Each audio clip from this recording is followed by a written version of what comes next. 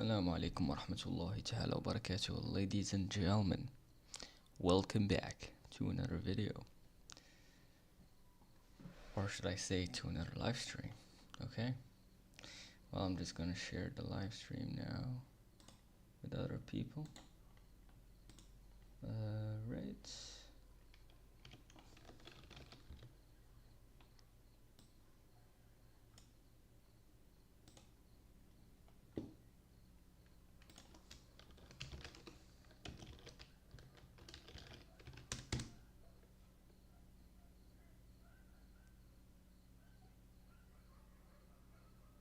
Okay.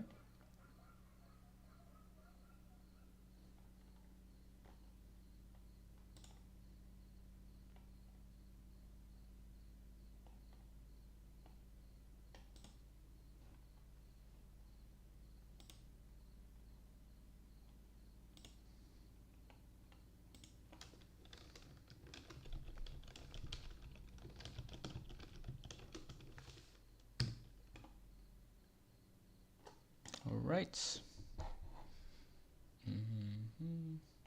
So we'll start around 5 minutes, I think, from the start of the live stream. Right now it's around 1 minute and 40 seconds. So yeah. Just waiting for if there's any people that are interested, they can join in. So yep.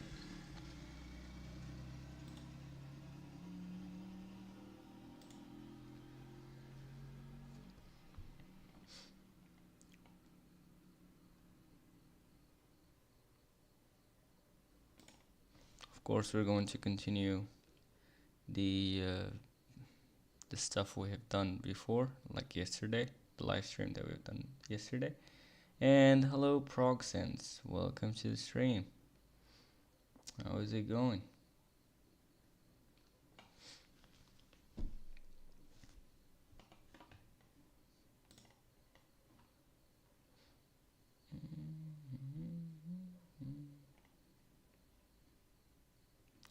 Excellent connection.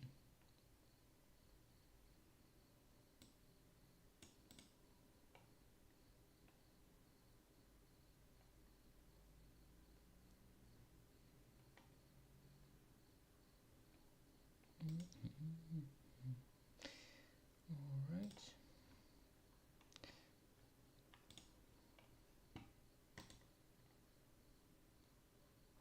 So it's around 3 minutes now. Just gonna wait a bit further. Okay, pretty cool stuff. So I guess let me try first of all to just get the page we were on before we ended the last live stream real quick. Well,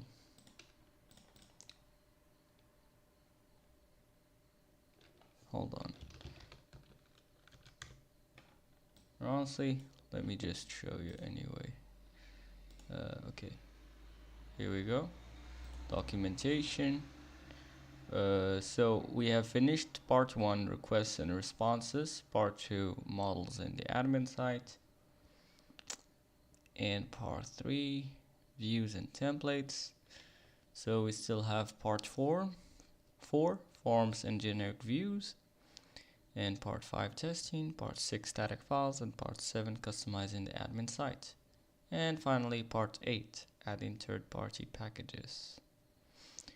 Alright, pretty cool. And of course the advanced tutorials, how to write reusable apps, and writing your first patch for Django. And I think after that, hopefully we could make some simple applications ourselves. So yeah, pretty much. And in fact there's, I think, other tutorials that are basically dedicated to some specific parts of Django. But yeah, cool stuff.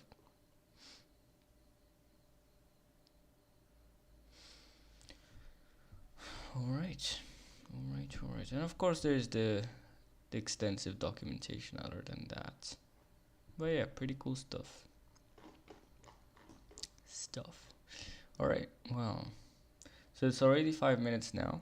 I think we're gonna start at this point, I believe. Let me have a look real quick. Okay. Alright, let's start. Part 3, views and templates. Now let's go with part 4, forms and generic views. And let me grab code here. Visual Studio Code.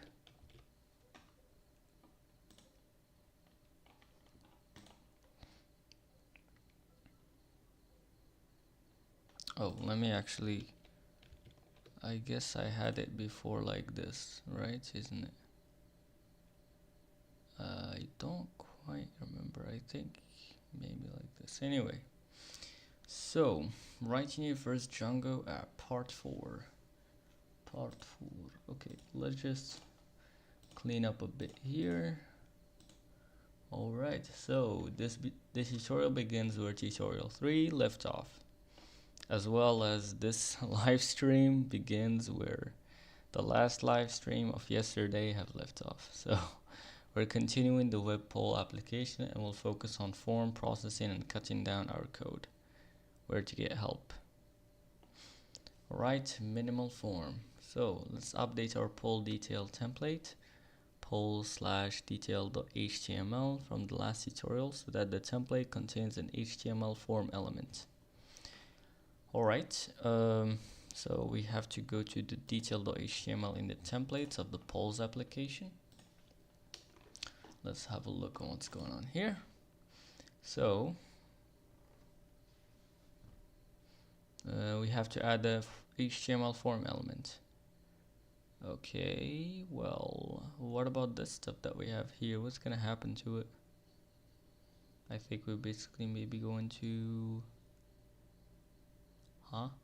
yeah, I think we're going to basically remove everything that is here currently. Yeah, I believe so, because this was a placeholder, I recall. So okay, so we're gonna go with the form, and the action is, oh my god, action is URL. Okay, well, URL polls vote, and then you have question.id. So the action is we're getting the URL that is inside urls.py with the namespace polls, and the name is vote, and then we have question.id. Cool. Next we need the method. So let's add another attribute called method, and this time it's going to be a post method. I never really used an HTML form before, believe it or not. But yeah. Now, what's next? So now,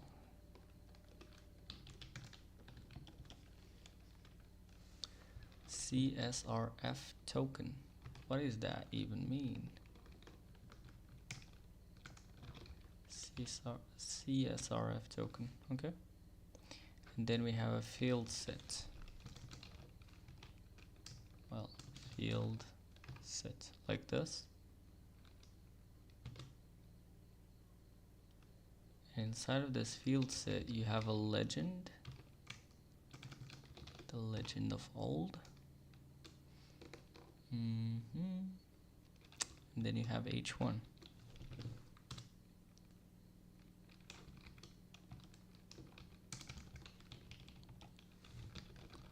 Question text. Let's go. So honestly, let me just format this a bit. There you go. I don't know why it's broken like this, honestly. Oops.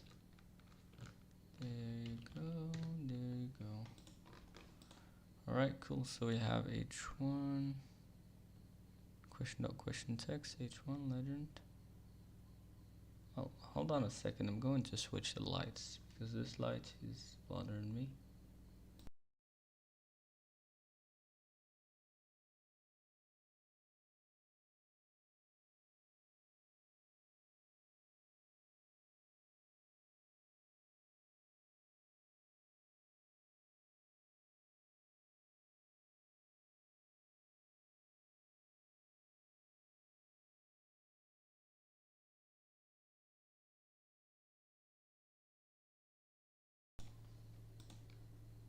Okay. Alright, let's go. So h1, mic is on, nice. Question.text, h1 legend. So there we have if error message,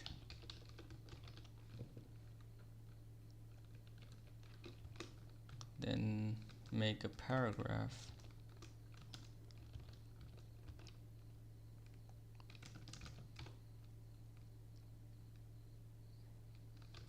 have to be strong,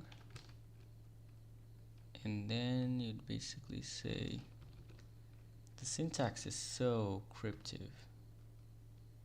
Anyway, error message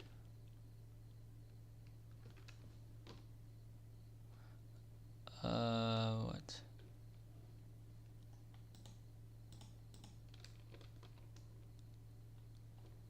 And what if I do this though? For a second there. Oh. What the? Are you kidding me? This is super broken. Alright, well, anyway. Be strong, error message. So if error message, then well. And if. There you go. What if I remove this time? Okay. Right now it's actually happens to do it correctly. Well, how do I actually do a comment? Oh yeah, there you go. So I'm just gonna keep it out so I can get some formatting. Okay, cool. Well, if error message be strong, and then after that, after what? Well, after the legend or what? If error message and if. Now for choice, for every choice in question.choice set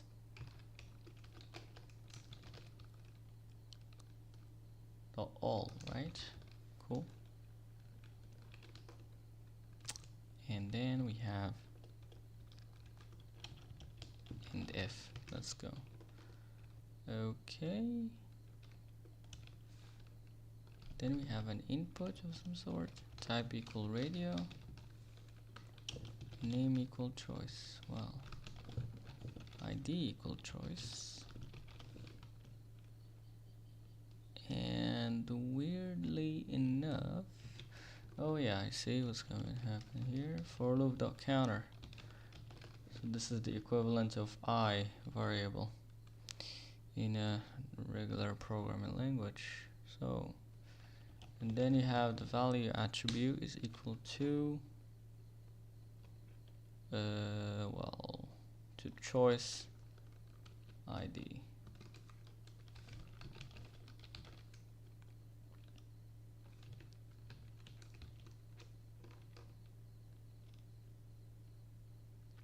Okay, and then you need the label. Well, let me create a label for choice for loop dot counter, and here you have the choice dot choice text field. And yeah, what's next? You end the label, and we also need the break, PR, and then end for.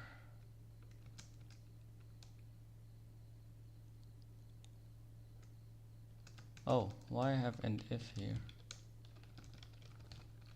End for like this, I guess. Okay, cool.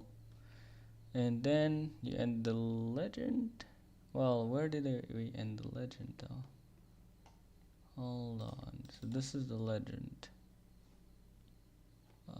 Okay, we have to end it here. Seems like makes sense. Okay.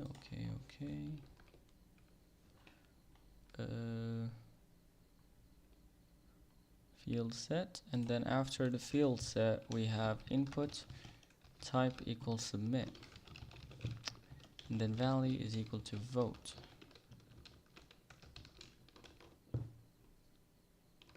Hopefully I did it right. Oh man, that's very cryptic. But anyway, quick rundown. The above template displays a radio button for each question choice. The value of each radio button is the associated question's choice ID. The name of each radio button is choice. That means when somebody selects one of the radio buttons and submits the form, it'll send the post data choice is equal to hashtag, where hash, right? Where hash is the ID of the selected choice. This is the basic concept of HTML forms. Okay, cool.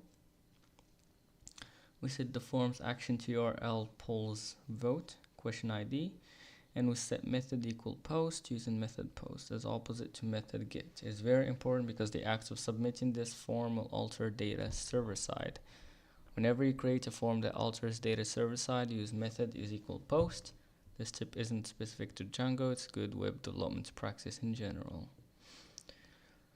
Alright, so for loop.counter indicates how many times the for tag has gone through its loop.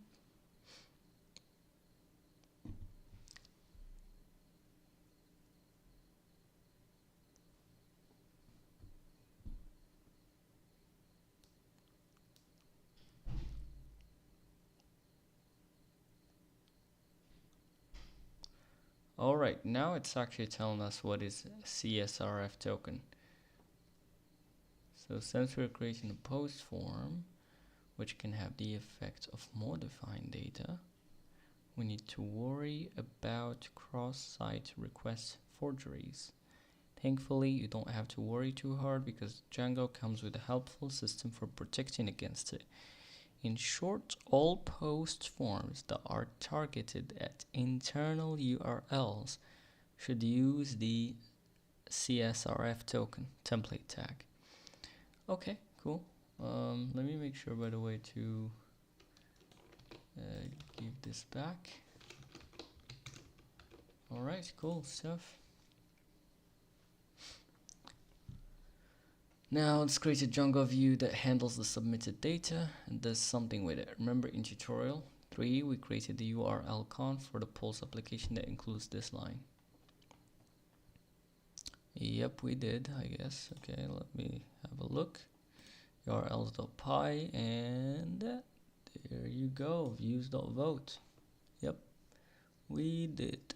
We also created a dummy implementation of the vote function. Let's create a real version and the following tuples /views.py. Okay, views.py, there you go, and vote right here. Let's try it out. Well, so question is equal to object get object or 404, and you get the question. Primary key is equal question ID, and the try selected choice. Okay, so you set a variable selected choice equal question, which we got earlier. Dot choice set dot get primary key equal to request dot post choice. So you're basically extracting the choice from the post request in here. And of course we need a accept statement. Now it's going to be a key error. Choice dot does not exist. Well, from models import question, and we also need to import choice now. Okay.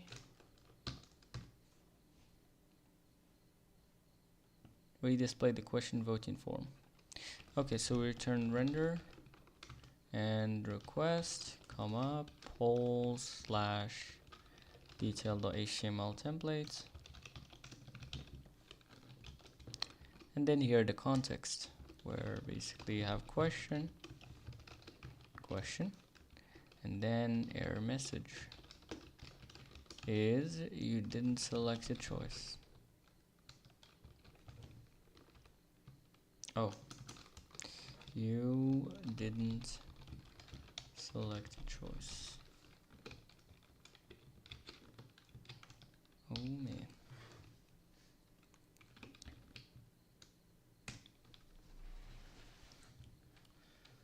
All right. Well.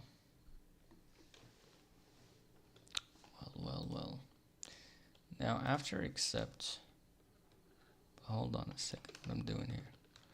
Okay, nice. Now after accept, you could say else selected choice dot votes plus equal 1. I would guess basically, so we're going to try to get this choice key in the post of the request. Otherwise, if it happens that there is a key error, which means that it does not exist, then we're gonna return the render, we're gonna request, polls detail, and the question and the error message.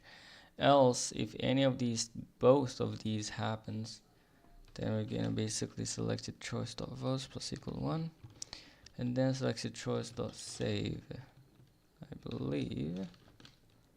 Always return HTTP response redirects after successfully dealing with post data.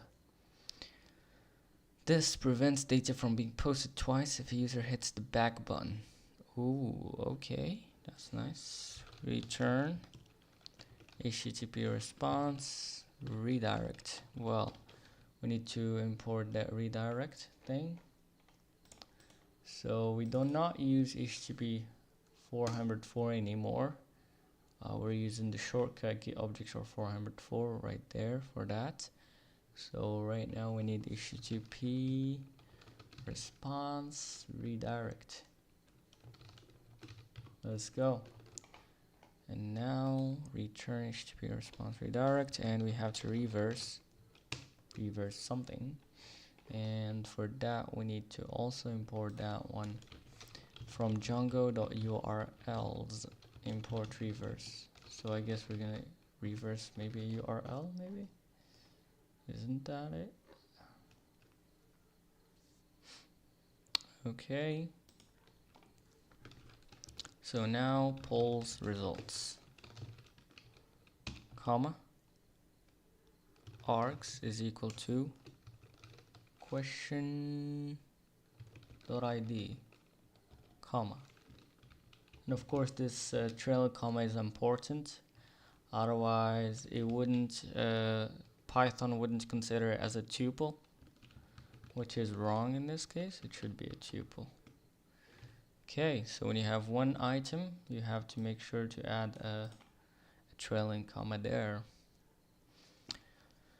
Okay, so this code includes a few things we haven't covered yet in this tutorial. So request.post is a dictionary-like object that lets you access submitted data by key name.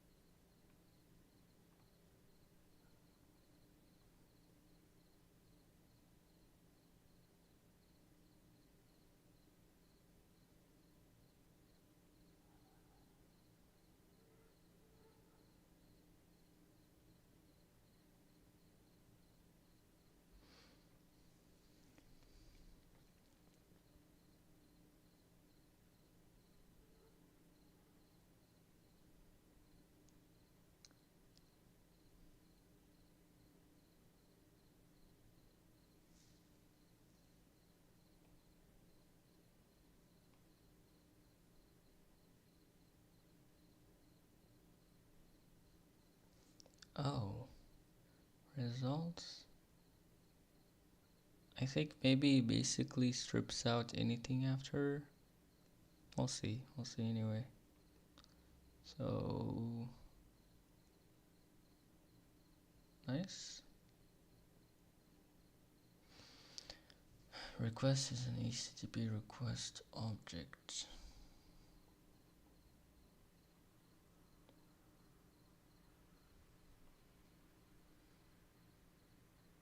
So after the vote, we basically redirect them to polls results,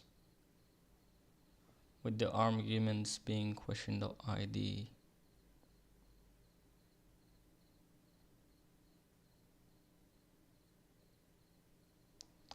Okay, so we have results here, which we had just some, what is it called? Placeholder code.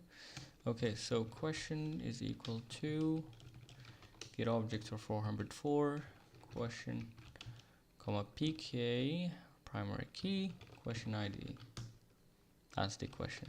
Then we're gonna return render, request, comma, poll/results.html, template, comma, question, being the question in the context. This is almost exactly the same as the detail view from tutorial 3. The only difference is the template name will fix this redundancy later. Is the template name. Oh, I see. So it's basically the same thing. And the only thing that changes is instead of poll/detail, we have poll/results. So yeah. Okay. Now create a polls results.html template. Oh man. Come on, I'm gonna create another template. Okay, well. New file, and this time results.html.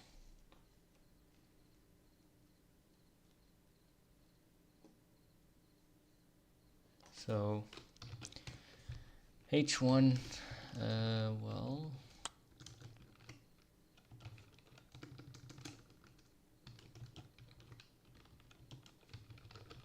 question text, and then UL, well, an ordered list, and you have four, hold on a second, let's just do for choice in question dot choice set the all. And then we have a list item where we basically have choice.choice text dash. What the dash is for? I think it's just normal text, right? Yeah. Choice.votes. Let's go. And then vote. Choice.votes. That pipe, but there's also pluralize. No idea what is pluralize yet, but we'll see. Okay, well.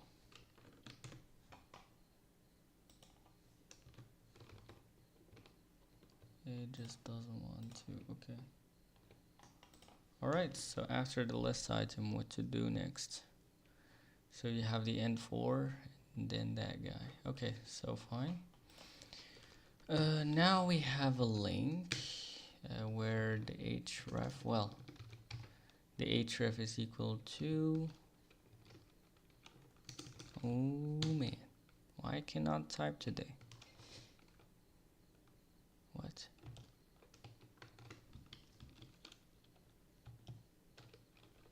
So URL polls detail question dot ID here. Are we going to vote again? Okay, now go to poll/1 in your browser and vote in the question. You should see a results page that gets updated each time you vote. If you submit the form without having chosen a choice, you should see the error message. So the code for our vote view does have a small problem. It first gets the selected choice object from the database, then computes the new value of votes, then saves it back to the database. If two users of your website try to vote at exactly the same time, this might go wrong. The same value, let's say 42, will be retrieved for votes. Then for both users, the new value of 43 is computed saved, but 44 would be the expected value. This is called a race condition. Oh man, yeah, makes sense. So here we would use an atomic in a language like C++ for threads, for example. So basically, each user client basically takes the value from the database, loads the value from the database, but before, let's say user 1 actually source the new value he computed, user 2 have actually got the old value. So both, they will just work with their old, well, the second user will work with the old value. So you won't get the expected result. Okay. Avoiding race conditions using F to learn how you can solve this issue. Nice. Let me see if it's a small thing real quick. Well, it's pretty interesting, so that's for later.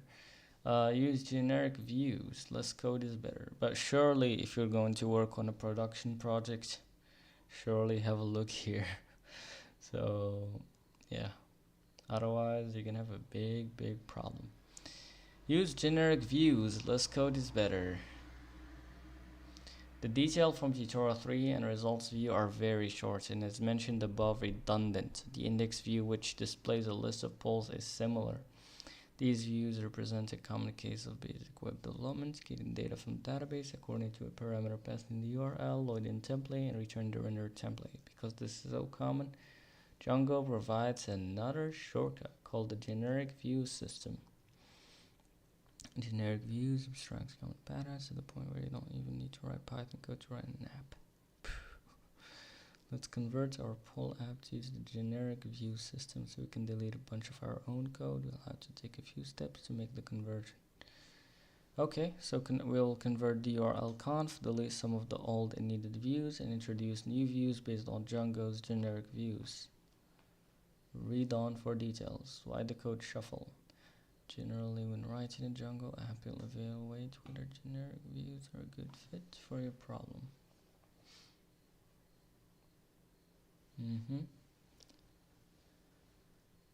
Alright, cool. Should know basic math before you start using a calculator. Alright, gotcha. Okay, amend URL conf. First, open the poll/urls.py. So basically, right until now, we have been using the primitive way of doing this, but now it seems like we're gonna look and learn in something new, which is Django's shortcut way. Anyway, first open the poll/urls. Well, urls.py. Let's go. So from that, import views, import path, okay. Or URL patterns, okay. Note that the name of the match pattern in the path strings on the second and third patterns and changed from question ID to PK, but why?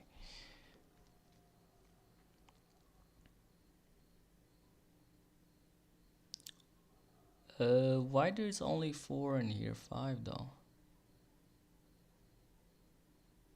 What? So there's no longer a detail, I guess? Well, hold on a second.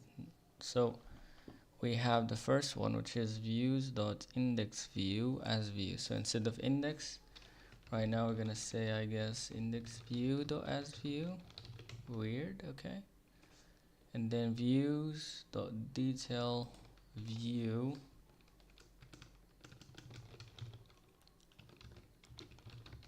dot as view name detail. Next up we have results view as view.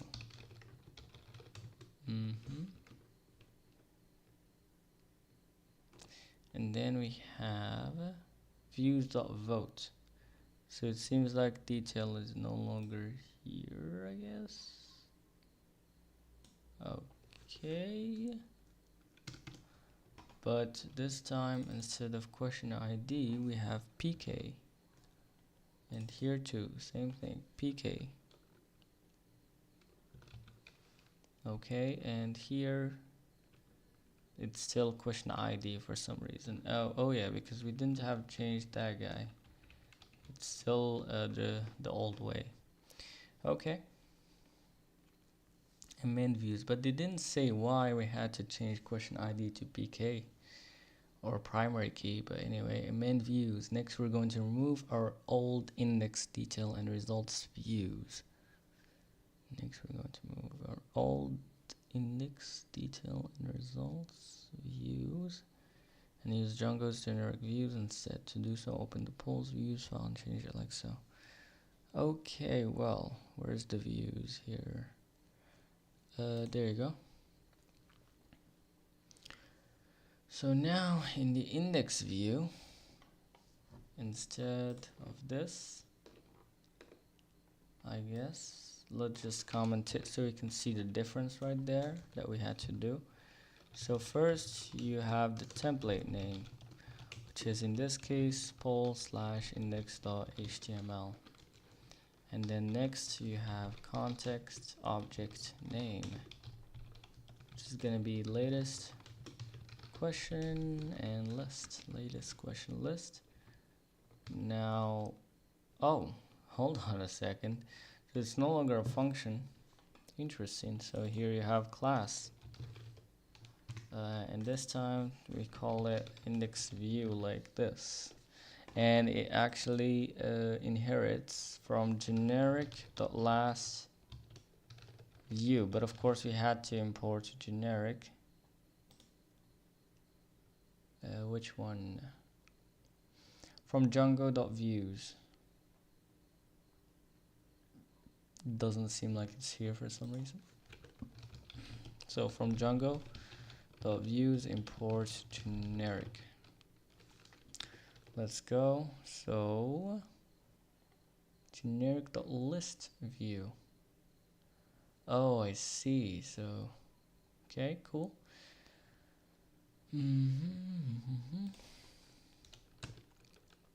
Now we have diff get query set. Okay. And here basically we just overrided a function, I guess, there. Then here we return question.objects .order by pub date, publication date, the first 5 questions.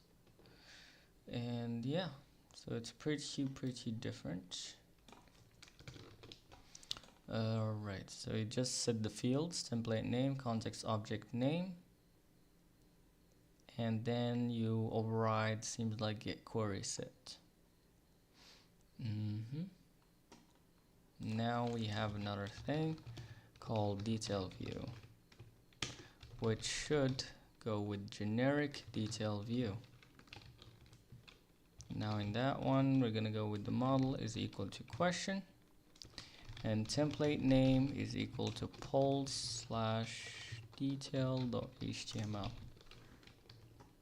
And we no longer need this guy.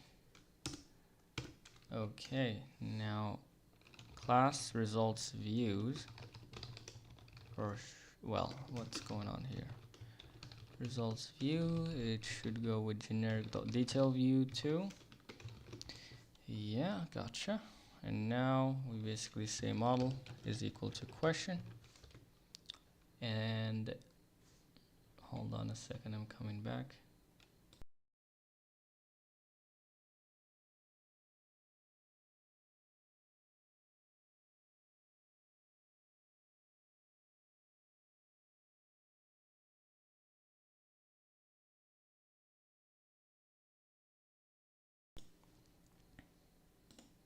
Okay, back. All right, so model is equal to question and template okay, template name is equal to poll/detail.html. Cool. Now we no longer need this guy too. And finally, vote. Same above, no changes needed. I think we didn't change vote because there's no generic view available for it inside of generics, but who knows. So we're using two generic views here. Let's view and detail view.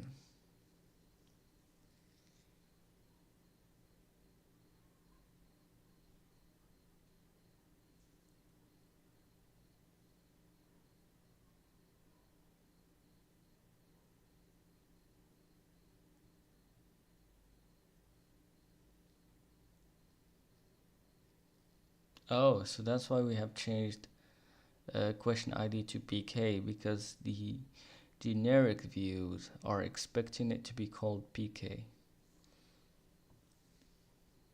instead of question ID. So, well, basically the name is also generic instead of the more specific name question ID.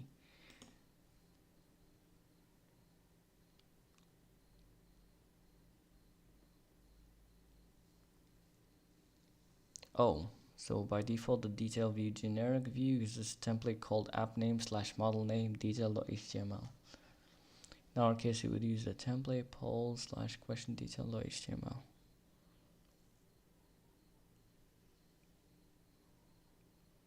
Oh, I see.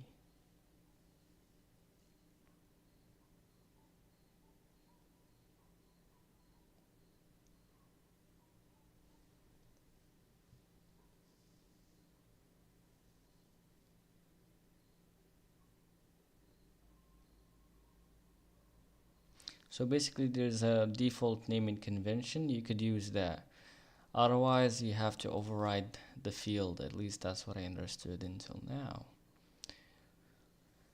Alright, and the convention is basically your application name, which is in this case polls, the model name, which is question for example, and then list.html. Okay, cool. But the problem though, we cannot actually... Oh, hold on a second, what I've done here. I think I've done a mistake. Yes, here there should be the results. Right? Results.html.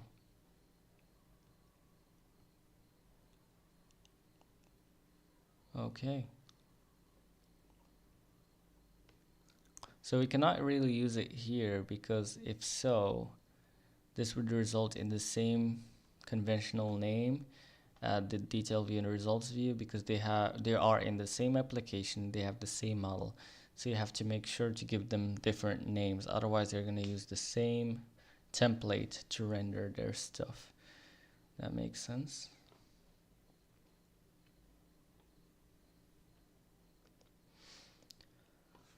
We use template name. So maybe to make it more unique, maybe they should have maybe used the class name for that. But anyway.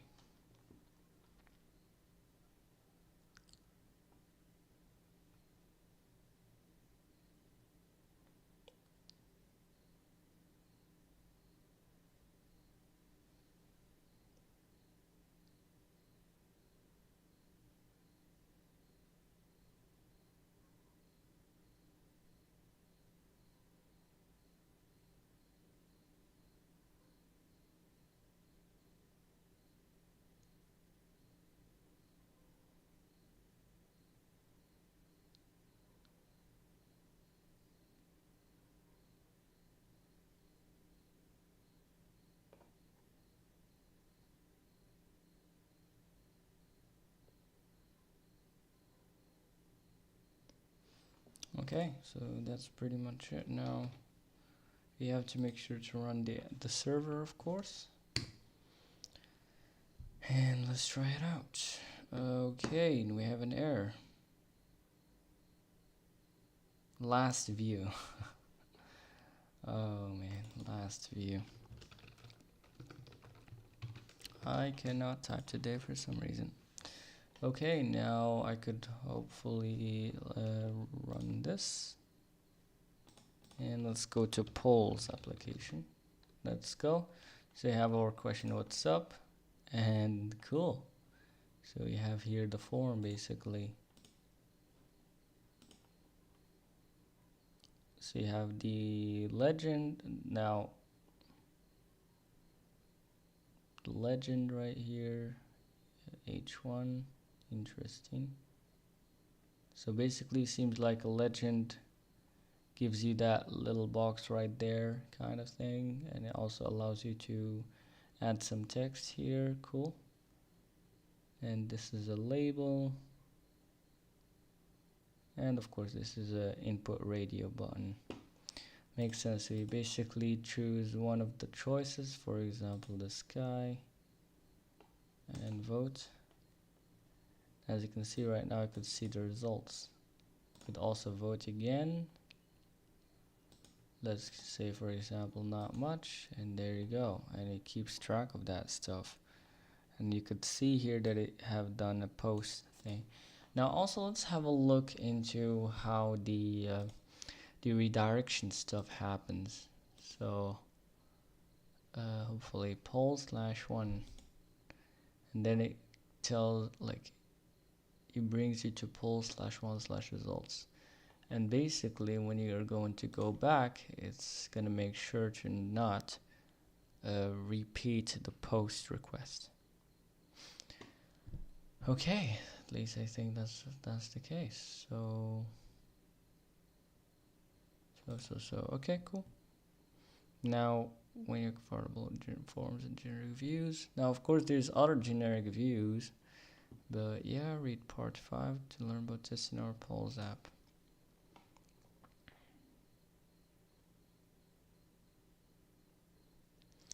Oh well. Oh well. So here basically test stuff. Crazy. So I'm super tired honestly at this point. So we're just gonna stop the stream until later on, and see you later. Goodbye everyone.